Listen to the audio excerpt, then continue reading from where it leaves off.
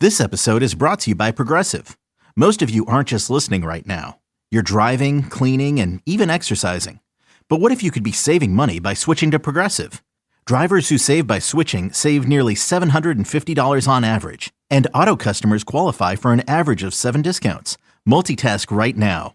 Quote today at Progressive.com. Progressive Casualty Insurance Company and Affiliates. National average 12-month savings of $744 by new customers surveyed who saved with Progressive between June 2022 and May 2023. Potential savings will vary. Discounts not available in all states and situations.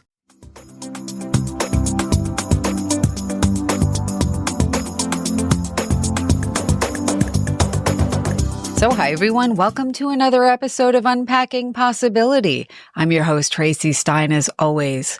I'm so happy to be here with you. My guest today is Marty Stalker. Marty is an award-winning director. He's also a veteran and an advocate for plant-based medicines.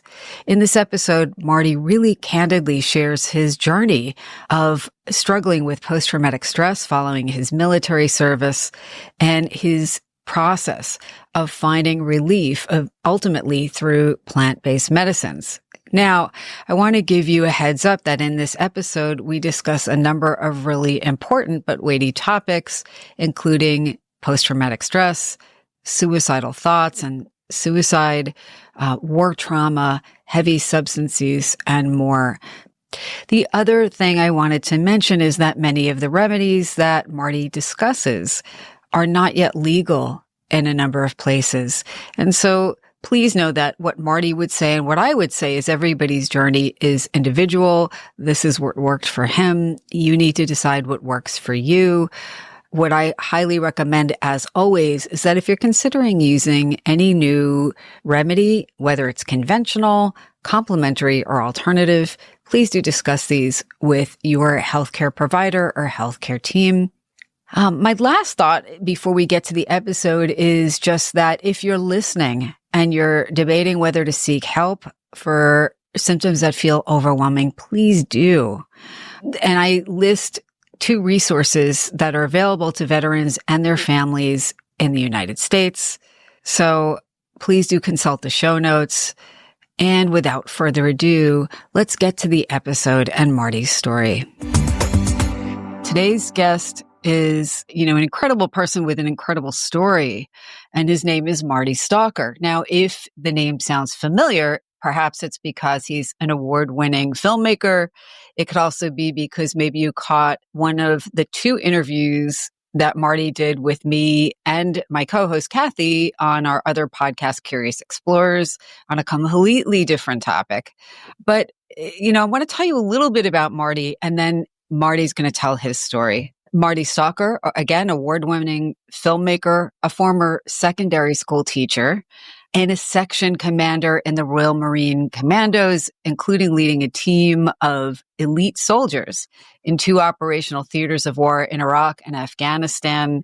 Marty has an incredible journey to talk about since then as well, and we're going to talk about that and much more. So, Marty, without further ado, welcome. Thank you so much for coming on the show. No problem at all. It's plant medicine is I'm very new to it, but sort of 5-6 years. And I if someone offers me an opportunity to tell my unique story, then I'm in 100%. I love that. You kind of almost as an aside shared that on the other episode. Again, completely different topic, but you're not the first person to tell me that they've had a transformative experience with plant medicine. You're not the first veteran to talk about how that was life-changing. And in fact, I'm thinking of somebody else who told me it was literally life-saving for him. Before we dive into it, I just want to give people who are new to either the health issues that veterans face, especially returning from a tour of duty, but also about psychedelics like psilocybin. So I'm just going to go over a few of those things, and then let's talk about that and how that may or may not fit in with your experience. For people who and you and I haven't used the term PTSD. I don't know if that describes your experience, but post-traumatic stress disorder or PTSD, in the general population, we're talking about 6% or 6 people out of 100 over the course of a lifetime for a variety of reasons. In veterans, generally, we're talking about lifetime risk not that much higher, but about 7% higher for women than men. Again, for understandable reasons that we probably won't get into today. But for people who have been in specific conflicts, like the Persian Gulf War, 21% lifetime risk. Now it's quite a bit higher. Or the Iraq War, 29%. So you're talking about nearly 30 people out of 100. It's a lot of people. Deployment increases the risk threefold. And to be honest, as a psychologist, I think that's an underestimation because you're more likely to get, in the United States anyway, a diagnosis of PTSD if you are seeking services at a VA facility than you are if you go to a community health center or especially a private doctor's office. Part of that might be because, at VA hospitals here, they specifically assess for post-traumatic stress. Something I learned in prepping for our conversation today was that, in one of the larger samples of veterans again here by the VA, about half of them had used psychedelics.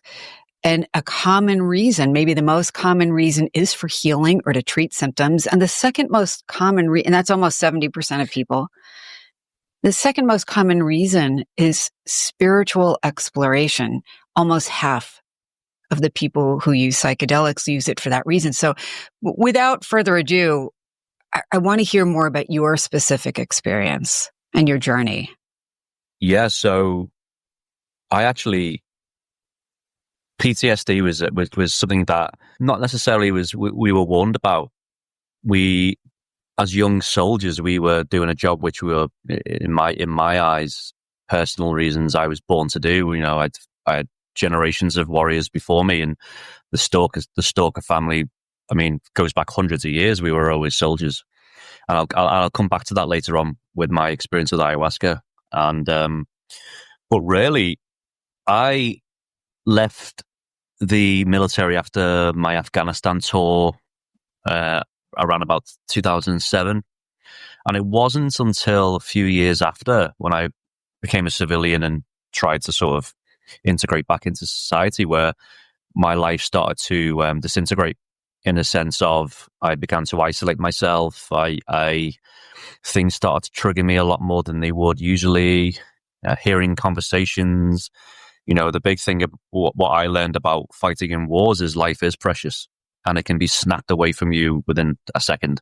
Whether that be a bullet, an IED, a rocket, etc. So overhearing conversations on public transport where I would get angry because they just didn't get it. The other civilians, and I don't like to call them civilians because we were all the same. We were all one in a sense. But coming back, I had no knowledge spirituality-wise. I had no knowledge of all this until later down the line. But I realized through conventional therapy, and that's weird saying that because plant medicine is always put into the unconventional category when plant medicines have been around for thousands of years. It's been growing in the earth since the creation of man. So just with mushrooms and psilocybin. And I actually, through a therapist, through EMDR, got to the root cause of my deterioration as a human being. And that was guilt. And it took me about 6 months through a conventional therapist through EMDR therapy where I got to the root cause. So it was guilt. So what happened? There was many stories like this in my 9 years of being a Royal Marine, but just one particular occasion where an Afghan policeman was shot through the head, and he was right next to me and fell to the ground, and big attack happened, the enemy opened up, etc. So it all kicked off. And we were all pinned down. And then I eventually got to the Afghan policeman because I was a section commander as well. So there was, I was a certain rank in the team of Afghans and the Royal Marines. And they were looking at me to, what are we doing next? Should we help this Afghan colleague who was bleeding out on the ground? And, of course we have to, these are our colleagues. They, even though there was a lot of differences in culture and intentions and beliefs and stuff, but I eventually got to the body of the policeman, dragged him into a more safer area, administered first aid, put a bandage around his head, eventually got him off the hill and put him in the back of a transport, and he was taken away via helicopter to a nearby base, etc. I'm just giving you the sort of broad strokes. Yeah, absolutely. So that was just one incident. I was covered in his blood and brain matter and stuff. It was pretty horrendous sort of to think about now.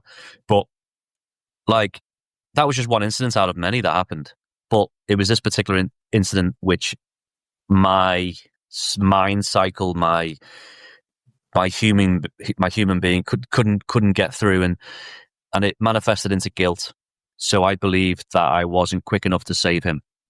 So although, it was a battle going on, there was chaos everywhere, I felt, I didn't know this until it was extracted out by the therapist through 6 months of sessions, that it was guilt that I was sort of manifesting inside my being, and I believed I was unprofessional because I wasn't quick enough to save the man, or to at least get first aid to him quicker. Looking back now, I mean, the therapist, she made me go through the whole scenario multiple times, and in my head, I felt like I was 12 minutes from him getting shot by the sniper to me giving him first aid was 12 minutes. 15 minutes in my head. We did a role play. We did the same.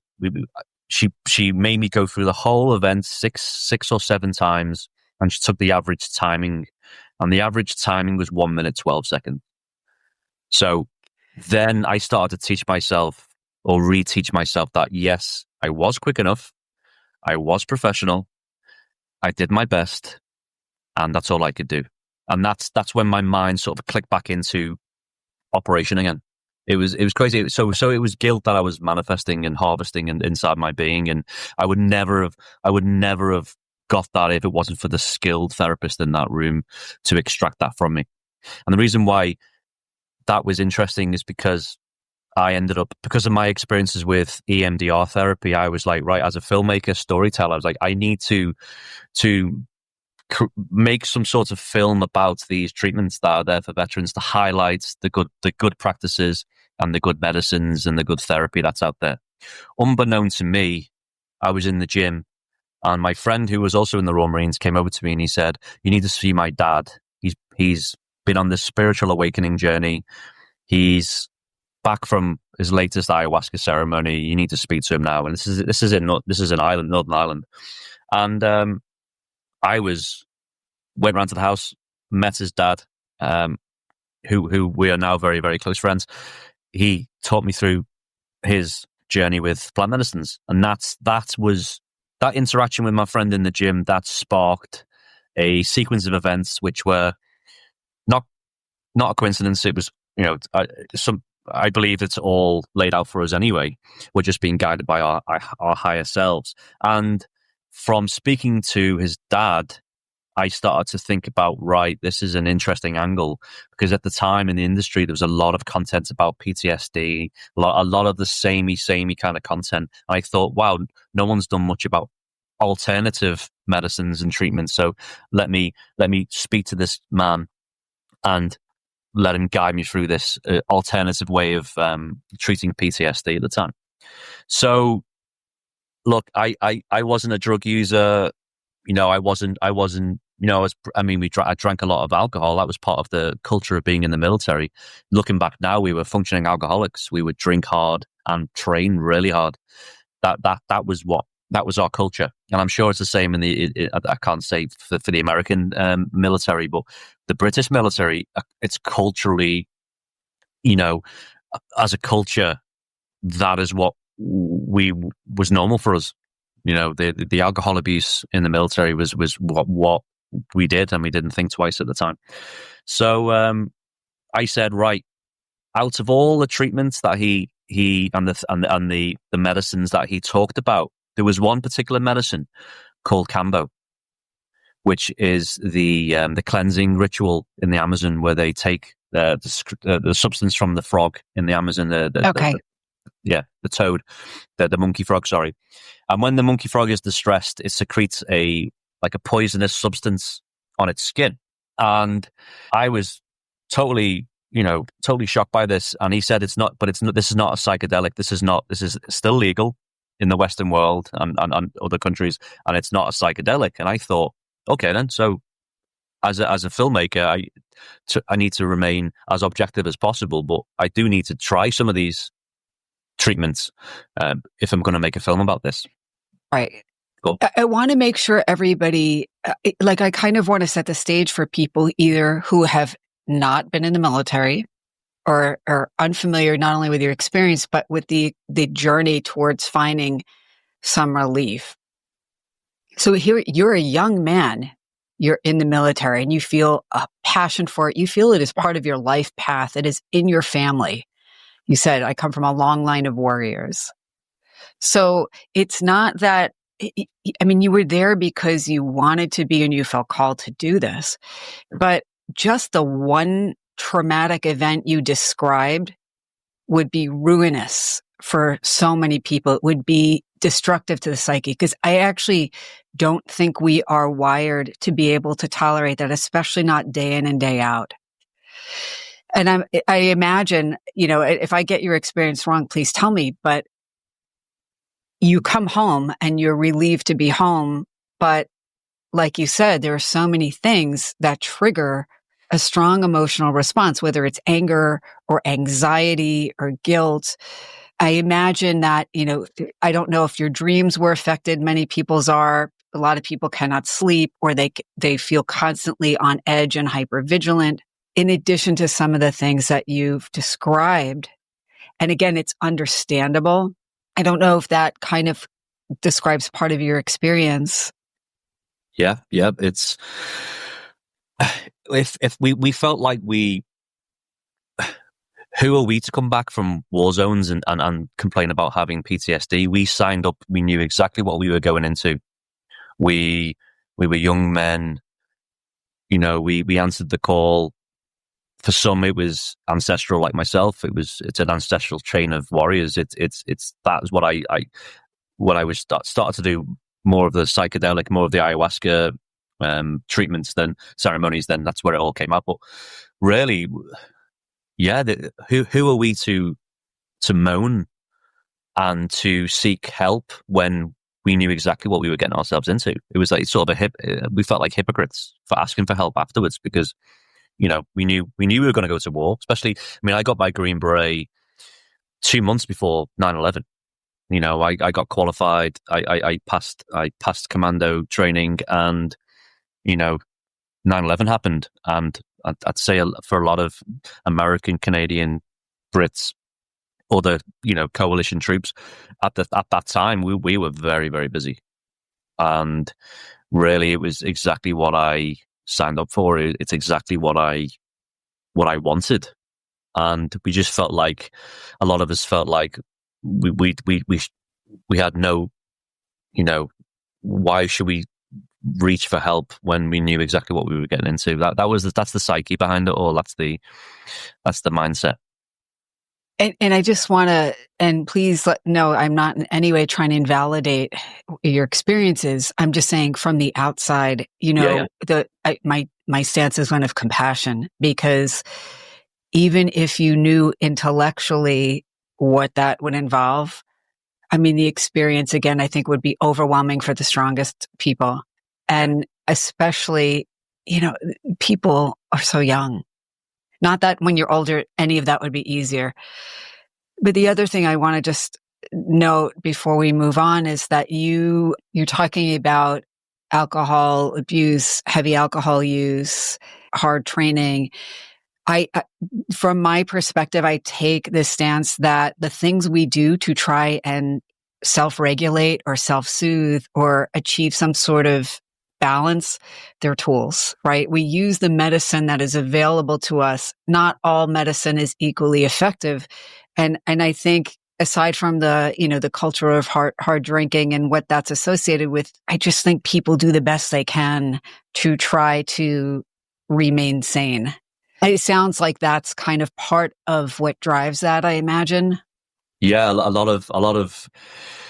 I was offered offered a lot of work outside the military with private security, maritime security, bodyguard work. I mean,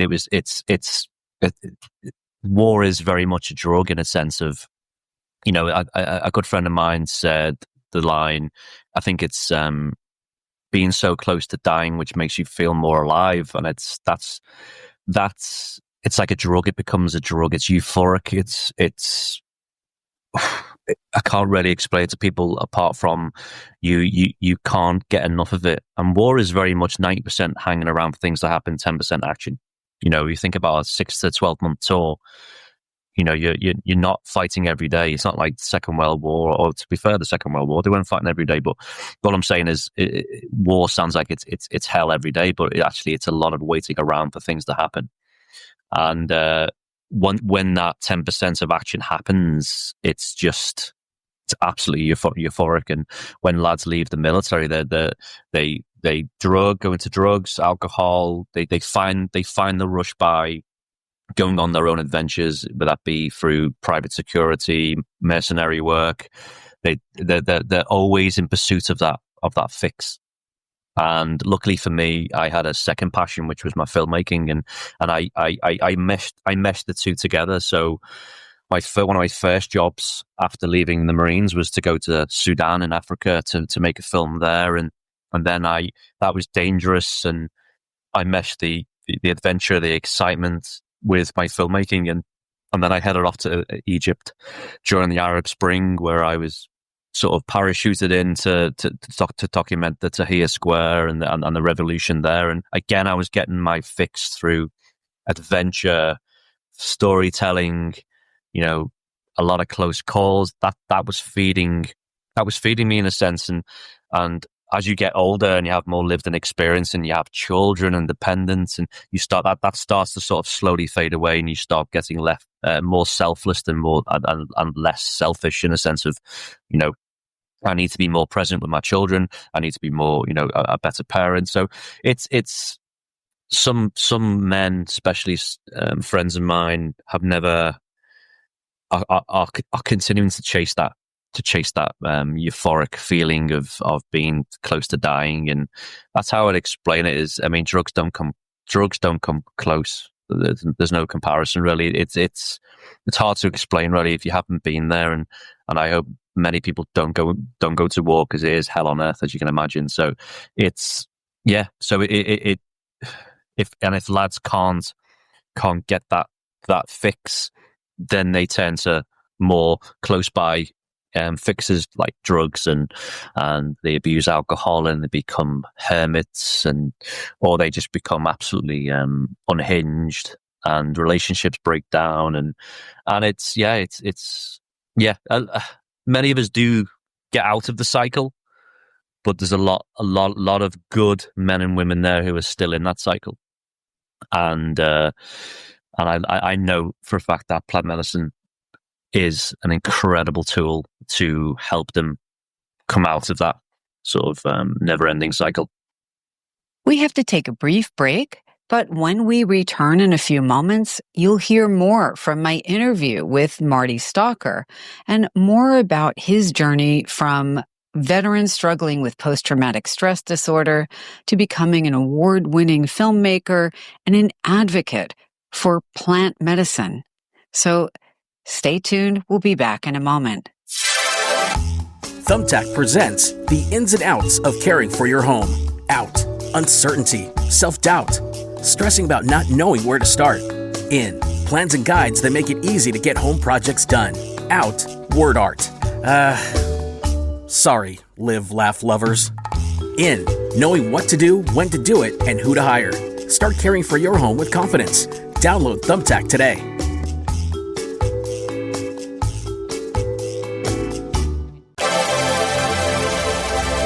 So you now, going back to your friend from the gym, his father, your friend from the gym is a veteran as well, or his father is a veteran as well? Okay. Both veterans, yeah.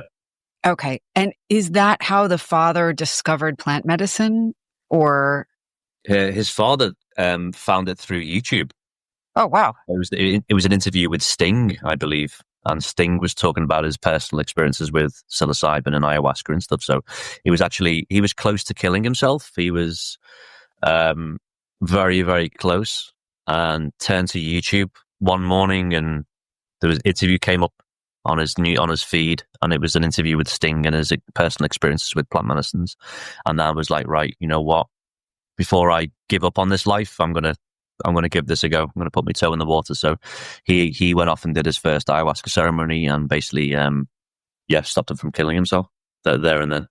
In some of the kind of brief research that I did looking into, because I'm a psychologist, but I'm not an expert on psychedelics. And I actually know some people who are, but, I wanted to be better informed before we met today. And again, I'm so struck by how many people who are veterans seek out the use of plant medicines and how transformative it is for them. I mean, that was the other thing. And I want to hear more about your specific experience. But I mean, people report everything, again, I'm speaking really to people who are completely new to this, who are listening, but everything from incredible visual imagery, synesthesia, which is like, for people who are listening, like multiple senses combined where they normally wouldn't be. So you might smell or taste the color purple or, green or whatever. Feelings of bliss and connectedness and a dissolution of the ego or the self. So feeling this connectedness to something greater than you, but like really to everything. I mean, it's not for somebody to just go do, usually without any sort of education or guidance. And I want to hear more about that. But people generally report feeling that it was worthwhile and transformative. And that's kind of, it sounds like what you were saying. I think the reason why a lot of veterans do go down the road to plant medicine is because they are chasing that next fix. They are chasing that adventure. And we are designed to, a lot of us anyway, we don't go down very lightly. And we will continue to fight until our last breath, in a sense. And you find that with a warrior's mindset, that we don't like the victim mindset. We don't, we will fight, and we will try as anything and everything before we give up. And a lot of veterans are finding, the challenges of plant medicine is because it's so unknown. You're going in like with a war zone. You research your enemy. You know exactly who you're up against. You know their history. You know their patterns of behavior. But with plant medicine, you're going in absolutely blind, and you have zero. I mean, you can read a few articles and watch a few documentaries, but really, you're going into the unknown, and that's what fascinates a lot of veterans. Is again, it's that adventure, chasing that fix, chasing that excitement, and So going back to my story, then, so I chose the Kambo cleansing because I knew it wasn't a psychedelic. So to keep myself sort of, to dip my toe in the water, I chose Kambo because I knew it was legal and it wasn't psychedelic, and I wouldn't be away tripping, or I would be very much present in the room. And I would probably say, I don't want to sort of, let me say, Kambo for me is probably the most important medicine out of all the plant medicines. And this is, and I will explain this a little bit later, but so Kambo in essence, Kambo, people can look it up online. It's a natural cleansing ritual done in the Amazon, and it's done on little kids to fully grown men and women. They've been doing it for thousands of years, and basically it absolutely changed my life. I was a human being with lower back problems because in the military, in the Marines especially, we carried heavy loads on our back. We jumped out of airplanes and helicopters, and we had a lot of stress and a lot of injuries on the body. And I had a lot of gut issues as well. I had a lot of underlying issues, health problems. And I did my first Kambo cleanse, and absolutely changed my life. My lower back pain went literally straight after the cleansing ritual. My gut issues restored, and my bucket was, I don't want to sort of put the audience off here, but I'm going to anyway. So what happens is, the practitioner will burn holes, and it couldn't be anywhere in the body, but for this occasion it was on my arm. So he burned a few holes with a stick, and he broke the top layer of the skin, broke the skin off, and then he applied the medicine onto the holes, and instantly you feel this heat rise through the body, and you can feel something internal going on. And what it does, it collects anything that's that's synthetic, or anything from drugs to, you think about like cocaine is mixed with all sorts of stuff like diesel and all sorts of, I don't even want to think about it. It's mixed with a lot of horrible stuff.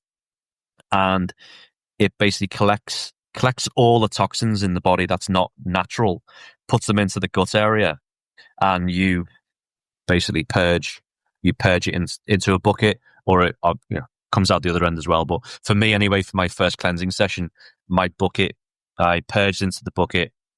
And many people don't like to do this cleansing ritual because you are very vulnerable in the sense that you are vomiting in front of a stranger, Oh, wow.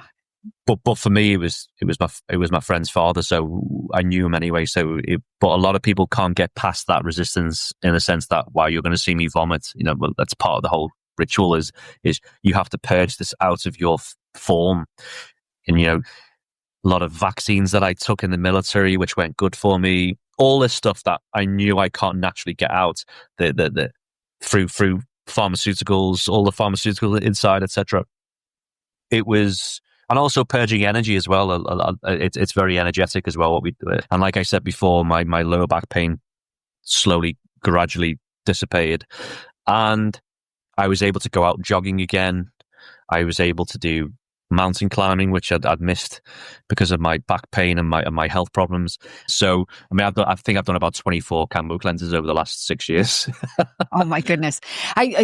Just my disclaimer that I have to do. Yeah, go for it. We're not recommending that people just go out and do this.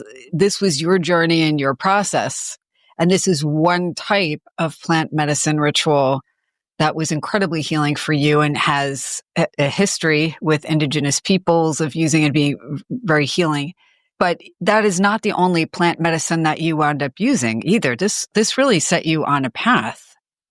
I think what the Cambo did for me was, because I was obviously, I didn't want to do any psychedelics at this stage. I wasn't a drug user. I was a functioning, I wouldn't say a functioning alcoholic, but I drank a lot of alcohol. For me, that's probably the most dangerous spirits of all at the moment. But what I would say to you is, by cleaning myself out physically and energetically, I was like a clean vessel going into the plant medicine. And like I said before, I'll do one camp. I'm going to book in for next week for a Cambo cleanse. I'll do, because you're naturally picking up toxins in the air. You're naturally eating the wrong foods. I think I've got parasites at the moment. Maybe I'm paranoid. However, you travel a lot, for people who are wondering why that could be. I travel a lot, yeah. So the Cambo for me at the start of my journey, it cleaned me out physically and energetically.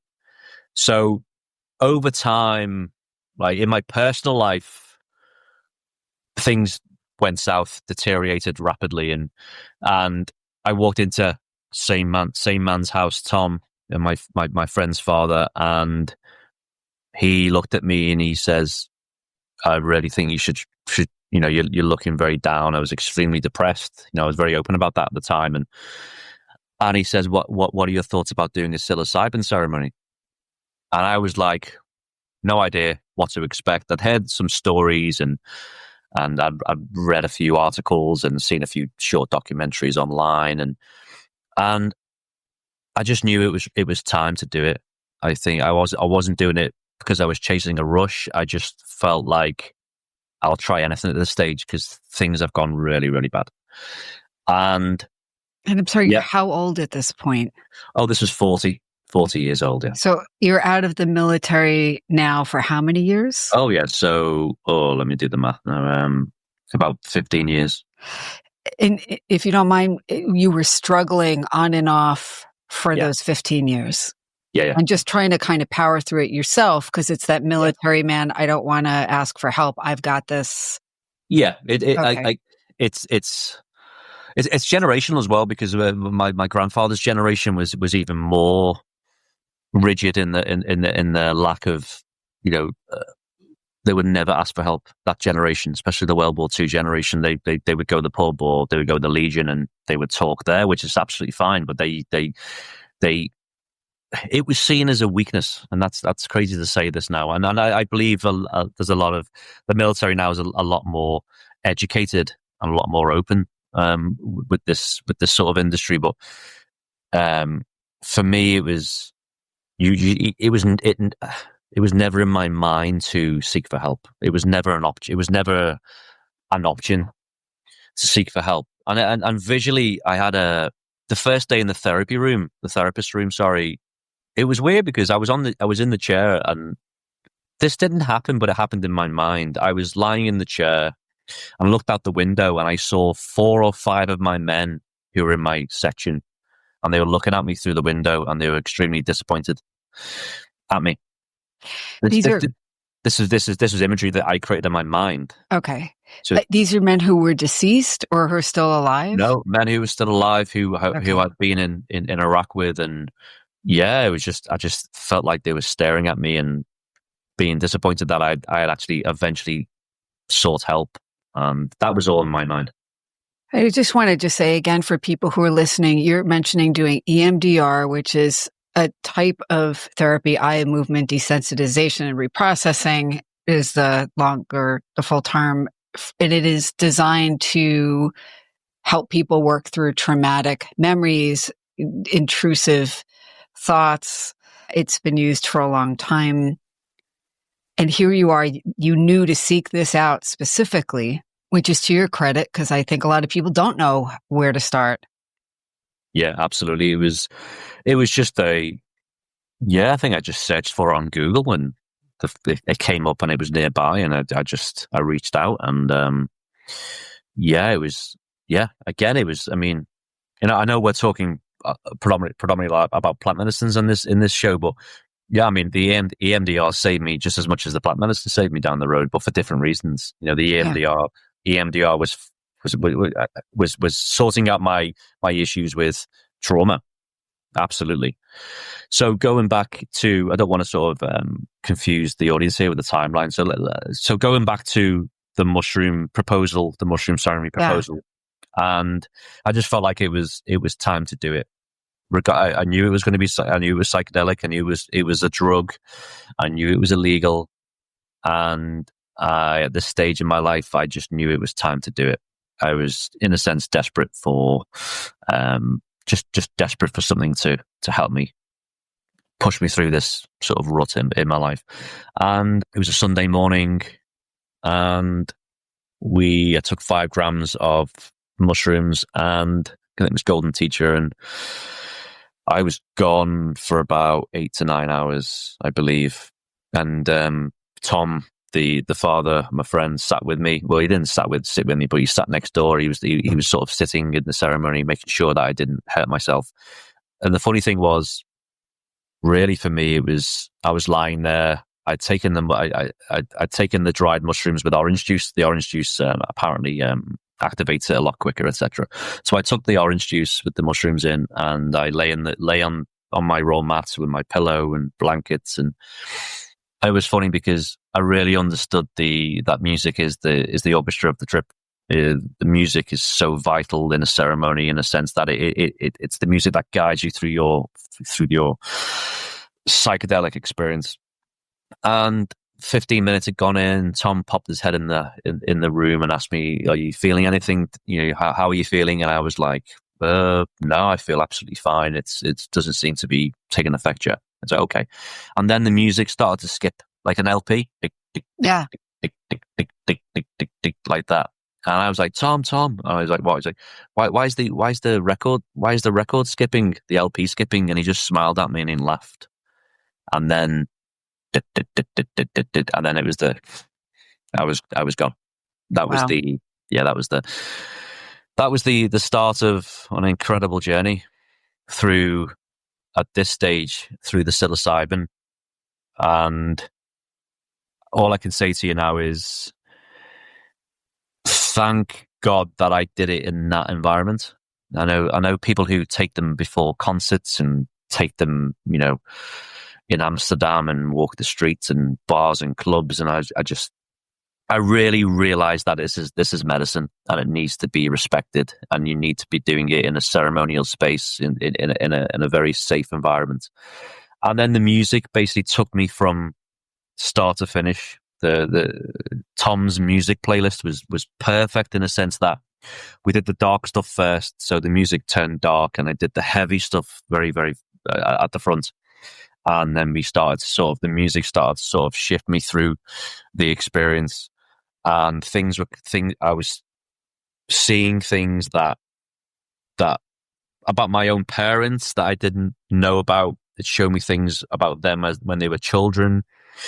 It showed me a lot of things in a sense that it highlighted we call them pillars of strength. So as you sort of progress through life, you have yourself, you have friends, and there's certain friends and family who are always there for you.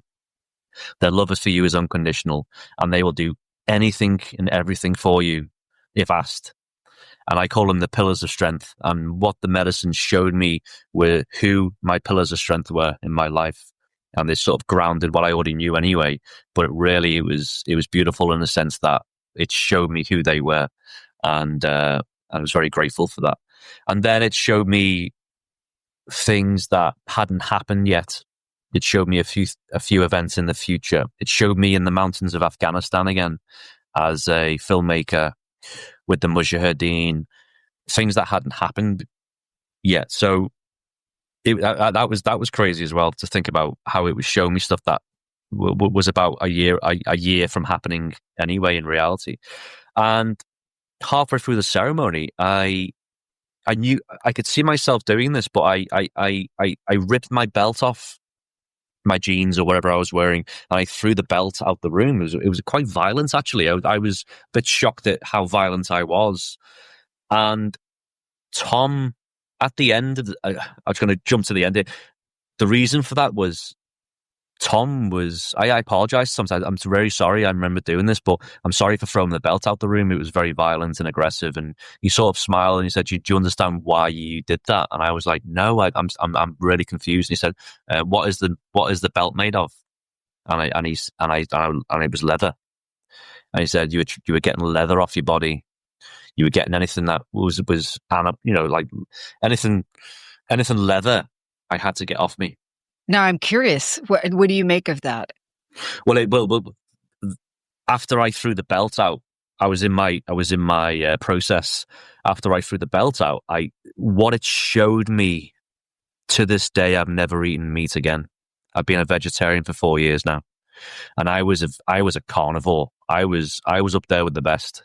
I ate a lot of meat, and what it showed me about animals, livestock, agriculture, and like I said, I've never eaten meat since that day, since that ceremony, and it was showing me. And what I mean by it was showing me, this higher intelligence was showing me that an animal knows when it's about to die. It absolutely knows when it's in the cattle truck, when it's in the market, when it's in the butchers, when it's in the back of the van, whatever, in the field. It just knows when it's time's up. And when the animal is killed and fed to a human, the human is eating that energy. So the dead animal's energy is what you're consuming, and it's all about. We have the spirit inside our human vessel, and if you are eating your energy, if you're eating meat with that energy, all it's doing is suppressing the spirit inside. And it goes with alcohol as well, which I truly believe is demonic in nature. And the alcohol, again, is also a contributing factor to suppressing the spirit. And it's about breaking free from all this. And it was beautiful. It confirmed a lot of things about, like, we are spirits having a human experience. It consolidated a lot of themes that I already believed in anyway. But really, the animal, the killing of animals was really shocking to me. It showed me a lot of animals being butchered, and it was a lot of shock and awe within the ceremony, the ceremonial space. And like I said before, I've never eaten meat since. It shocked me to my core. And again, this higher intelligence was taking me again through my process, and it was nice because the music shifted and it started to get more beautiful and spiritual, and then I started to see colors that I hadn't seen before, especially all the purple colors. And I looked outside Tom's window in his conservatory, and he's got beautiful like bushes in the back of his garden, and it was all I could say was it was all on fire with beauty. You know, it was just radiating fire, beautiful green, purples. It was just beautiful, absolutely beautiful.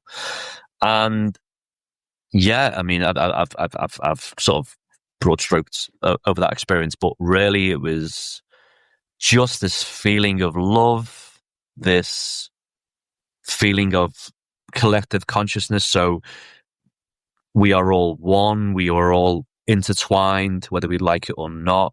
The death of the ego was huge for me. You know, it literally is the soul destruction of the ego. The ego was ripped out. And one thing that psilocybin does is it rips out your flaws and dangles them in front of your face, and it makes you look at your flaws and say, "This is what you're doing wrong. Please rectify." And it's hard because the ego is like, no, I am perfect. You know, your ego is always trying to tell you that you're perfect and you're great and you're doing well. But then what the psilocybin, what it's great at is it rips out your flaws straight out of your vessel and it hangs them in front of your face. And you have to go, shit. Okay, all right, I do need to be a better father. Right, I'm doing this wrong in my personal life. I need to stop doing that. And it's hard because with the destruction of the ego, you are capable of saying, actually, you know what? You know, I there's a lot of work to do. You know, there is a lot of work to do from a personal point of view. And that some people can't handle that. You know, there's so much there in what you said, and I fear I will not be able to do justice to it because these things are, you know, so impactful and you know, Kathy and I talk about this on the other podcast with just paranormal experiences. And this is transpersonal, what you're talking about. It's like a higher level because you know, you're trying to describe something like a consciousness raising, you know, and even the non-vegetarians listening will probably be like, well, wait a minute. But, you know, because they're not there yet. I mean, I've been vegetarian for the most part since 1993. So wow. I get it. Not without sometimes when, for a variety of reasons, I had some animal protein, but for me, that's a better path. But it is a spiritual path, but it's one that a lot of people put the ego into. Yeah. And it's all of this is a journey, right? Yes, I'd be sorry to put in there, but go ahead.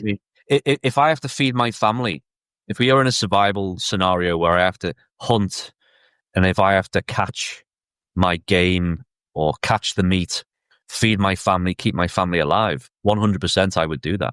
I will be respectful. I will give it a blessing right now if we were in a survival situation, you know. So I'm just back from South Africa, and I haven't been back for 5 years. So pre sort of spiritual awakening, I was a heavy drinker. I ate lots of meat. I was in South Africa 5-6 years ago. Did the same. We drank a lot. We ate a lot of meat. And I came back recently last week, met all the guys again, and they're like, they can't get their head around it. They're like, what? You don't drink anymore? You don't eat meat anymore? It's nothing to do with me personally. It's I am on my unique path. This is alcohol does not serve me. Eating meat does not serve me. You know, this is my unique response to things. This is my journey and mine only. You know, you're on your own, mate. You know, you crack on and, you know, and you try and navigate life the way you want to do it. But it's been interesting how a certain generation of especially men, especially my age, are really, they just can't get their head around it. And it's really interesting that a lot of friends of mine in England, we had a reunion a few months ago, and the amount of times they came over to me and he said, I wish I could do it. I wish I could come off the alcohol. I don't. And also the one thing they would say is, I don't think I can do it. And I'm trying to explain to them, well, you're already failing in a sense of, you're already saying those words. How you project, you're already, I don't think I can do it. You're already being negative from the get-go. I am proof that the lads have seen me heavy drinker, and now I've turned my life around and I'm very, very happy. The amount of times the lads came to me and said, I don't think I can do this or do that. You've inspired me, yes, Marty, but I don't think I can do it. And I'm like, well, you're not even trying if you're saying that. Give it 2 weeks. And then I'm not there to preach. I'm not there behind my pulpit saying this is what you should do. I'm not commanding anything. All I'm being is the example to my friends that this is what's made me happy. If I would have continued down the path I was going, I don't think I'd be here right now. Leaving behind 3 children. This is going to sound like a bit of an odd tangent, but I hope it will make sense, because as you're talking about, meat and alcohol and things like that, and we talked before about, I said I think of everything really is a potential tool with a purpose, and sometimes over time we realize that this tool no longer serves us, or I have different tools or better tools for me. There was a woman, Anna Marie Colvin, who had a natural gourmet cookery and Institute for Food and Healing. I might be getting the title wrong. She passed away several years ago, but she said some pretty radical stuff over the years about food and the effects of food on the body and why we crave certain things. And she still has her books and cookbooks out. People can check them out if they want. But, I met her years ago, and she was talking about, like meat is a very grounding food. And she would say, like, if you're feeling too expansive, too spacey, on a crying jag, something very dense or very salty, like meat, grains, a little bit, fish a little bit, but meat is the most dense, will kind of almost pull you back together. And it's kind of an odd way of thinking about food. But, if you think about it, certain spiritual groups don't eat meat and eat a lot of foods that are more expansive, so that you are not so, I hate to say like earthbound or stuck in this body, but it's like the idea is that you are more spiritually kind of open. Yeah. And I think most of us just need to find a way to be balanced. But it's interesting because alcohol is so dissociative, right? But it's it does things for us, or we wouldn't ever take it. Yeah. We wouldn't consume it. And meat is very contractive. If you are somebody who is trying to manage thoughts that can be overwhelming, I can understand why you would ping pong between a dissociative substance and a very contractive substance, so you're not completely taken away by your thoughts. Again, it's a very kind of out there take or non-traditional take on the effect of food. But when somebody says, I can't do it, or I'm not ready, I get on multiple levels why somebody may not feel in a place of readiness. Yeah.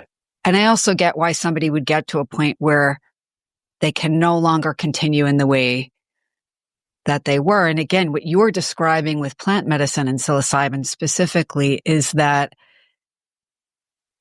I'm just going to rephrase it a little bit in my own language, but like a feeling of oneness or connectedness when you can tap into the impact of what we do or what an industry does on, say, animals, is a different level of consciousness.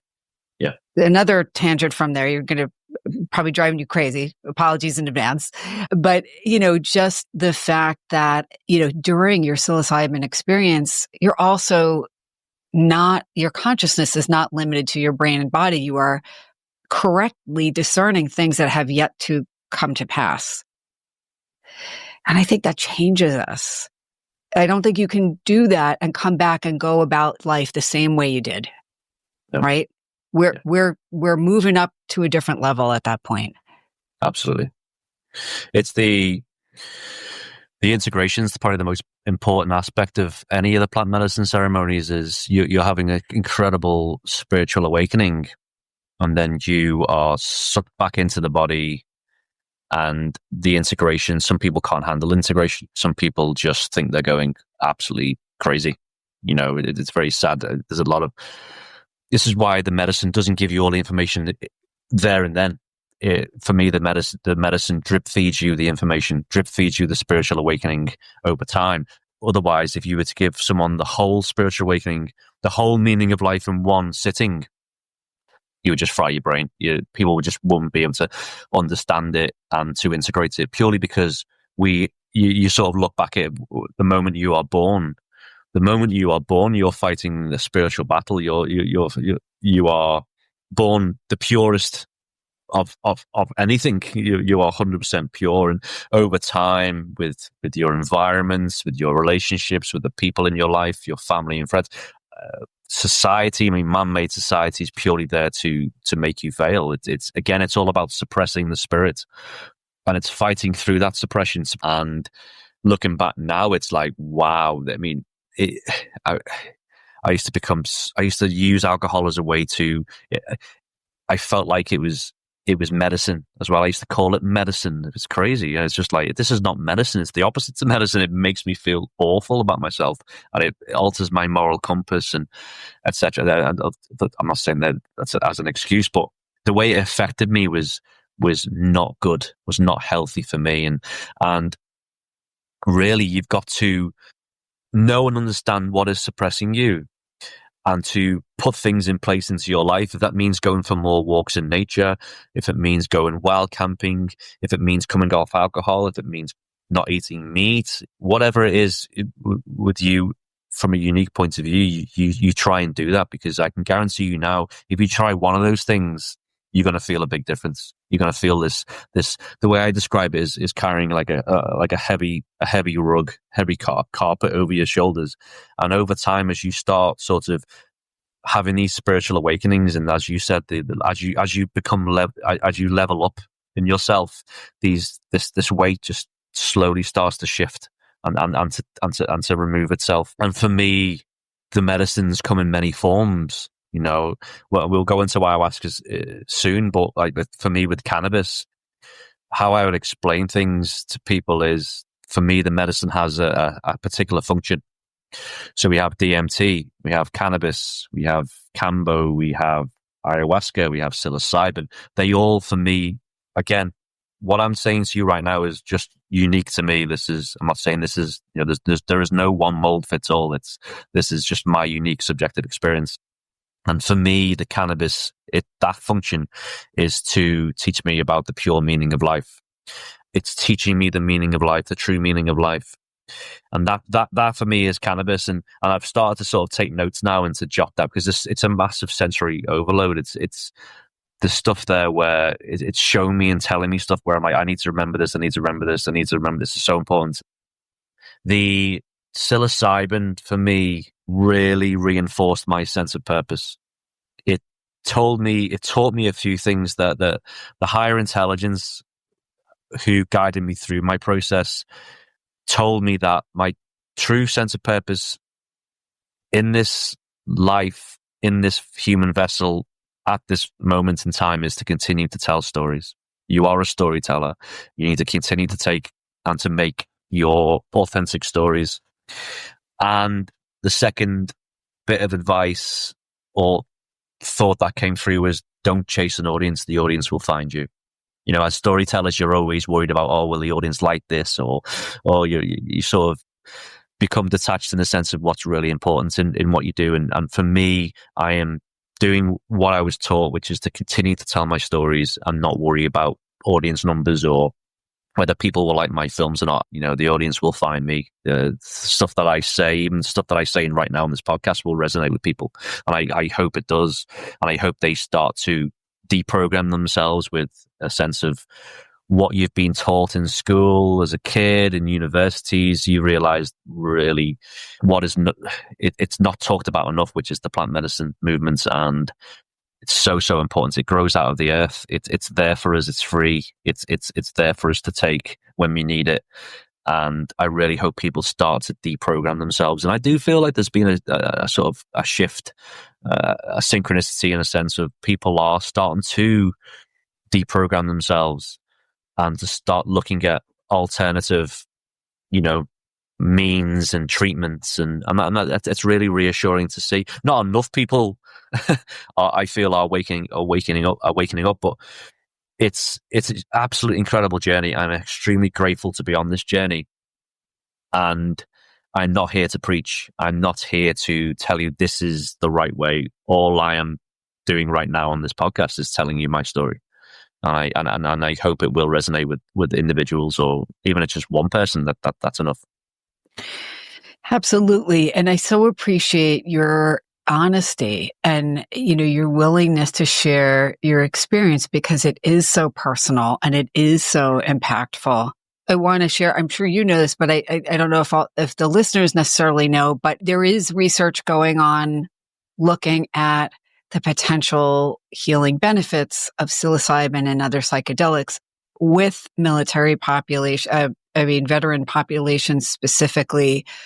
A friend of mine who was on this podcast a few years ago, I don't know if you saw that episode, but Tony Bossis is a researcher, and he and his colleagues looked at psilocybin for use in people who had a very serious medical diagnosis and knew that they were kind of moving toward the end of life. And again, these were very controlled doses and settings with a lot of psychosocial support, like throughout the whole process, including the day somebody was there, the 8 hours or 10 hours they were there having the psilocybin and the experience. But people felt they lost their fear of dying. And these are people who, know that is what is coming.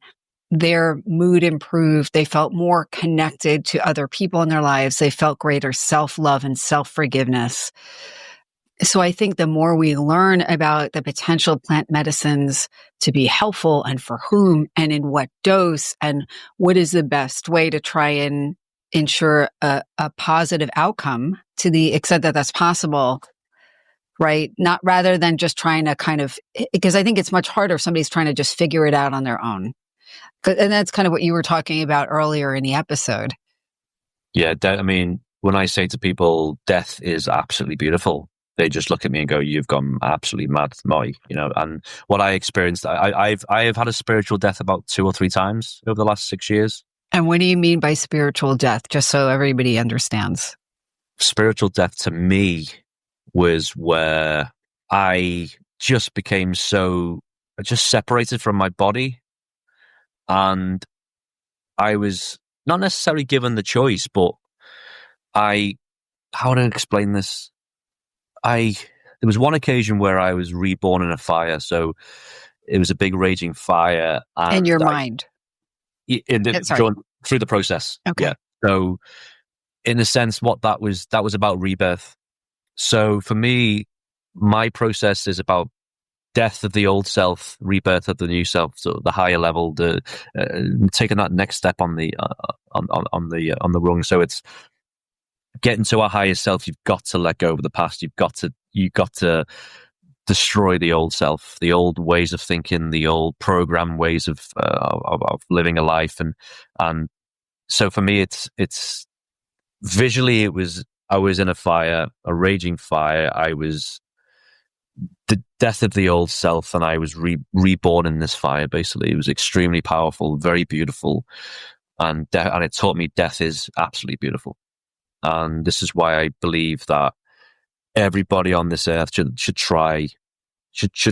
try it. I'm not saying. I'm sure you'll come up with some sort of disclaimer next, but I've just lost we collectively.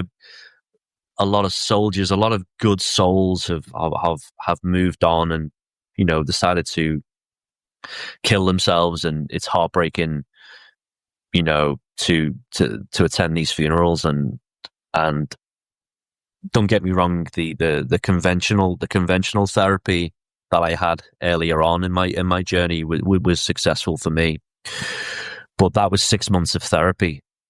I'm talking 6 hours of a psilocybin ceremony. Transformative.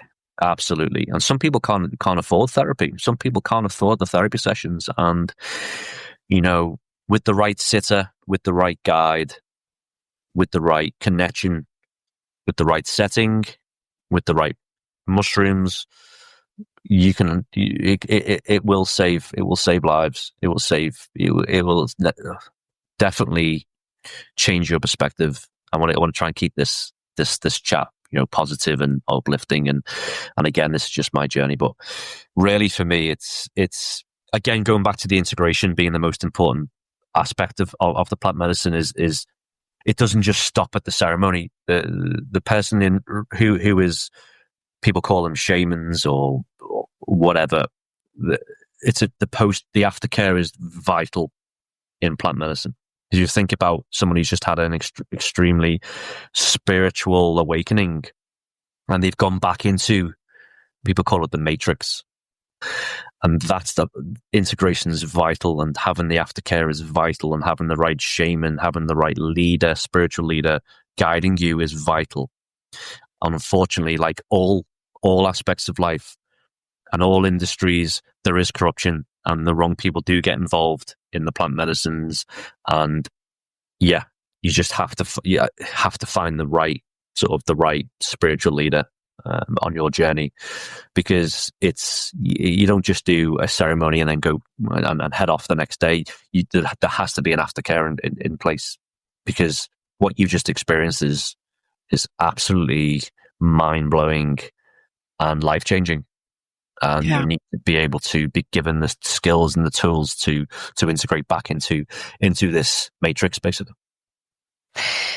I mean, there's so much there. And Marty, I want to be mindful of your time.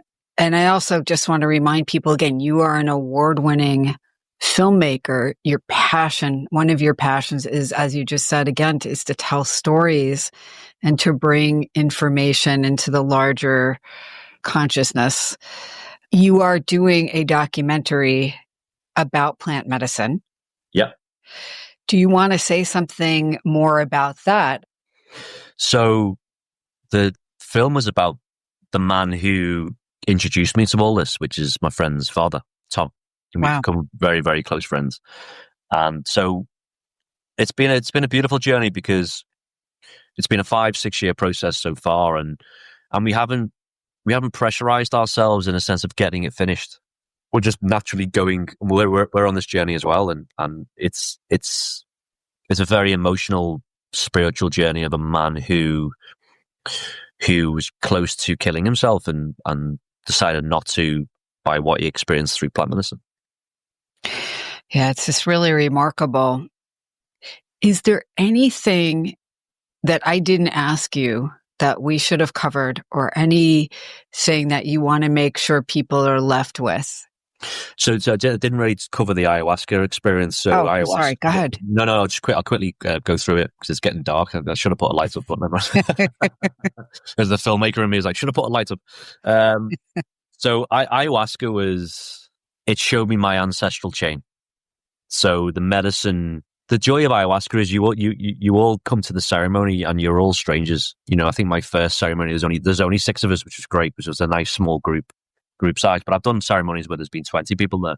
But you come together as like a ragtag bunch of misfits. You're all from all walks of life, all different ages, genders, and you come together because the medicine, in a sense, the medicine has brought you all together, and that it's beautiful, because the first night you're all strangers, you're all a bit like nervous to meet each other, and by the third night or whatever it is, by the end of the ceremony, because you've been, in a sense, been through war together, you become so close, and it's hard to explain, but you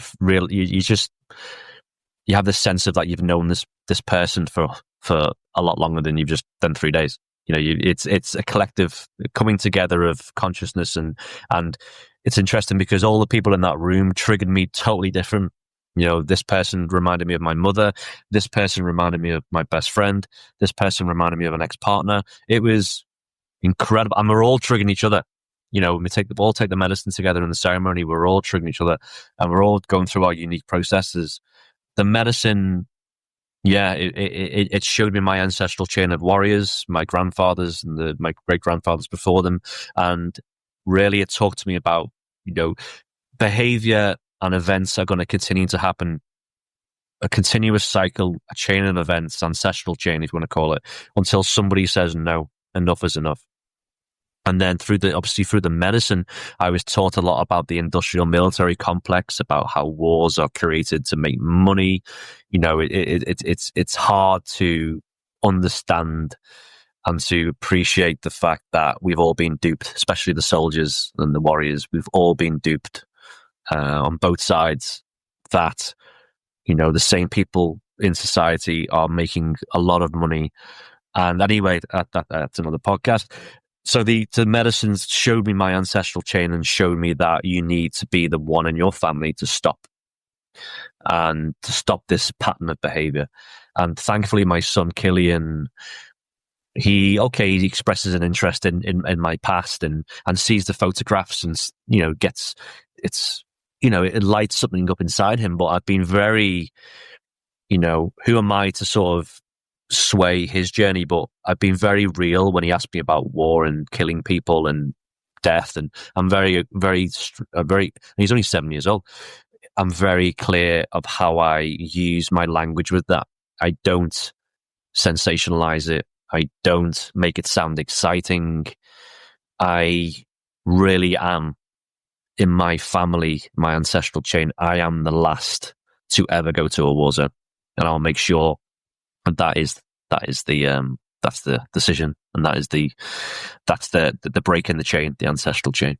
You know, I saw how the World War II devastated my own grandfather, you know, and yeah, just there's been a lot of trauma in my family, a lot of wars fought, and for who for at the end of the day. And then I am grateful to have been wakened to the fact that enough is enough. I need to stop this. Otherwise, there's going to be hundreds more stalkers down the line to go to fighting a rich man's war again. So I'm very, very grateful. And this is why I don't preach. I don't tell people they should do it. All I do is talk. I make little movies, make documentaries. I'm actually making a feature film this year, hopefully this year, fall this year, on my experiences with ayahuasca. So I'm very respectful in what I'm approaching and the subject matter that I want to cover. And with ayahuasca, I went into I think it was my 6th ceremony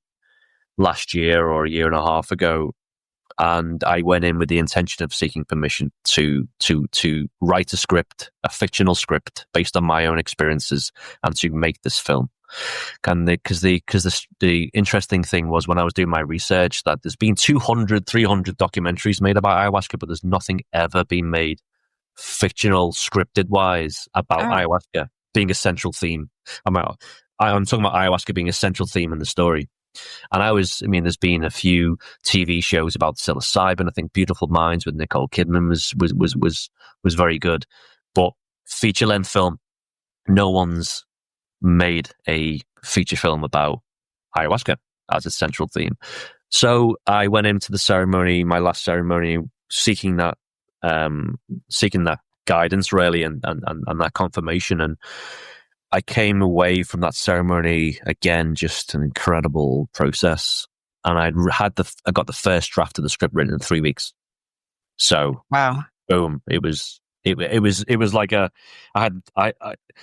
people call it having a download from a higher intelligence, but for me, I feel like it's already inside you. It just came out, and so happy with the script, and hopefully get it made towards the end of this year. So it's a powerful story about my journey with ayahuasca in particular, and I hope it resonates. And that's all I can do is just create my films and let it sit there. And if people, you know, are drawn to it, or people are, you know, if it sparks something inside them, then so be it. But I'm extremely grateful to be on this process, on this spiritual process, and also very grateful to do what I do, which is to tell stories.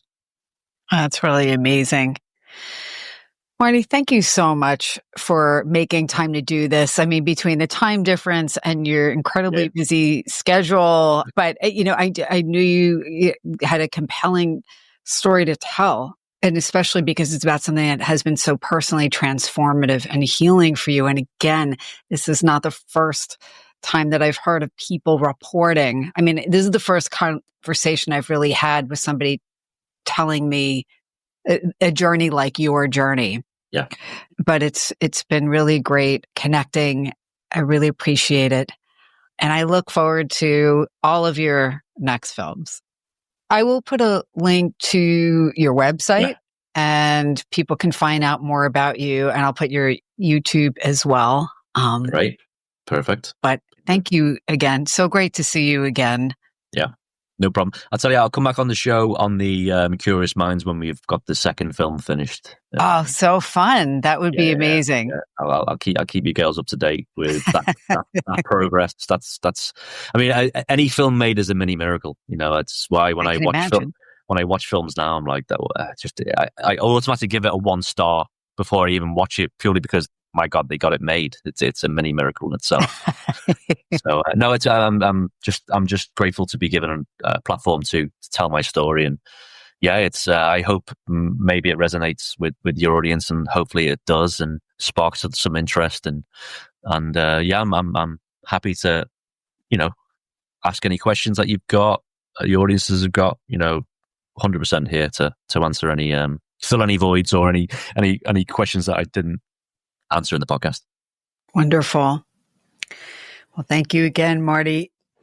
This has been another episode of Unpacking Possibility. Before I do my normal sign-off, I just wanted to say that if you are a veteran, an active duty service person, or a family member supporting someone who's struggling with mental health issues, please do consult the show notes. I'll have links to resources at the Veterans Administration and the National Alliance on Mental Illness. Thank you for joining me. I hope you enjoyed the episode and found it helpful. And until next time, as always, be well.